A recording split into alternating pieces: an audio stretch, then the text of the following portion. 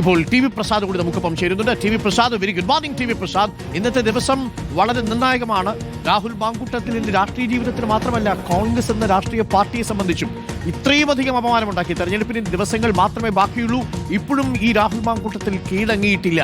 പക്ഷേ നാടകീയമായി പതിവ് പോലെ രാഹുൽ മാങ്കൂട്ടത്തിൽ എങ്ങനെയാണോ വീട്ടിൽ നിന്ന് പുറത്തു വന്ന് മാധ്യമപ്രവർത്തകരുടെ മുന്നിൽ നാടകീയമായി പ്രത്യക്ഷപ്പെട്ടത്, അതേപോലെയുള്ളൊരു നാടകീയമായ ഒരു സർപ്രൈസ് എൻട്രി നമ്മൾ ഇന്ന് പ്രതീക്ഷിക്കുന്നുണ്ടോ? കോടതിയിൽ വന്ന് മാധ്യമങ്ങളുടെ കൈവീശി കാണിച്ച് ഞാൻ ഇതാ ഇവിടെ ഈ നിയമത്തിന് മുന്നിൽ കീഴടങ്ങിയിരിക്കുന്നു, നിയമത്തിനോടൊപ്പം നിൽക്കുന്ന ജനപ്രതിനിധിയാണ് ഞാൻ മാധ്യമങ്ങളുടെ മുന്നിലല്ല കീഴടങ്ങുക, ഞാൻ നിയമത്തിന്റെ കോടതിയിൽ കീഴടങ്ങിയിരിക്കുന്നു എന്നൊക്കെ പറഞ്ഞ് രാഹുൽ മാങ്കൂട്ടത്തിൽ നാടകീയമായി വരാനുള്ള സാധ്യതയുണ്ടോ TV പ്രസാദ്?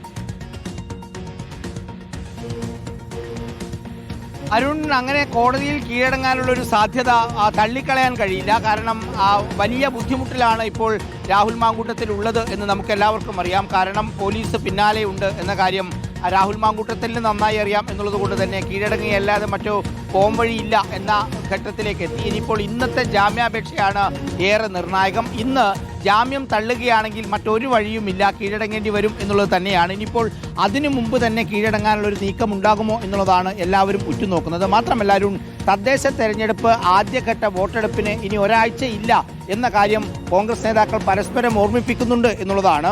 ഓരോ മണിക്കൂർ വൈകുന്നതോടും കൂടുതൽ പ്രതിസന്ധിയിലേക്ക് ആ പാർട്ടി പോവുകയാണ്. അവസാനം വരെ വെള്ളം കോരി പിന്നീട് കലമുടച്ചു എന്ന് പറയുന്നത് പോലെ ഈ തദ്ദേശ തെരഞ്ഞെടുപ്പും അതുപോലെ നിയമസഭാ തെരഞ്ഞെടുപ്പും വരാനിരിക്കുന്ന ഘട്ടത്തിലാണ് കോൺഗ്രസ് പാർട്ടിയെ ആകെ അപമാനത്തിലാക്കുന്ന സംഭവങ്ങൾ ഉണ്ടായത്. ഇന്നലെ രണ്ടാമത്തെ പരാതി കൂടി വന്നതോടെ കാര്യങ്ങൾ വലിയ ഗൗരവത്തിലേക്ക് പോയി. രാഹുൽ മാങ്കൂട്ടത്തിനെ പുറത്താക്കണമെന്ന ആലോചന കോൺഗ്രസ് പാർട്ടിയിലെ മുതിർന്ന നേതാക്കളിൽ വലിയൊരു വിഭാഗം തുടങ്ങിക്കഴിഞ്ഞു എന്നാണ് മനസ്സിലാക്കുന്നത്. അതിൻ്റെ വിശദാംശങ്ങളിലേക്ക് റോഷി പോകുമെന്നുള്ളത് കൊണ്ട് അതിലേക്ക് കടക്കുന്നില്ല. ആരും രാഹുൽ മാങ്കൂട്ടത്തിനെ സംബന്ധിച്ച് ഇന്നത്തെ ദിവസം ഏറെ നിർണായകമാണ്. കാരണം ഇന്ന് സെഷൻസ് കോടതി പരിഗണിക്കുന്ന ജാമ്യാപേക്ഷയിൽ എന്തായിരിക്കും വിധി എന്നുള്ളത് തന്നെയാണ് ഏവരും ഉറ്റുനോക്കുന്നത്. അതിൽ രാഹുൽ മാങ്കൂട്ടം തന്നെ തൻ്റെ മുൻകൂർ ജാമ്യാപേക്ഷയിലുള്ള ഹർജിയിൽ ഒരുപാട് കാര്യങ്ങളിൽ സ്ഥിരീകരണം വരുത്തിയിട്ടുണ്ട് എന്നുള്ളത് തന്നെയാണ് പോലീസ് പ്രധാനമായും അതിൽ ആയുധമാക്കിയിട്ടുള്ളത്.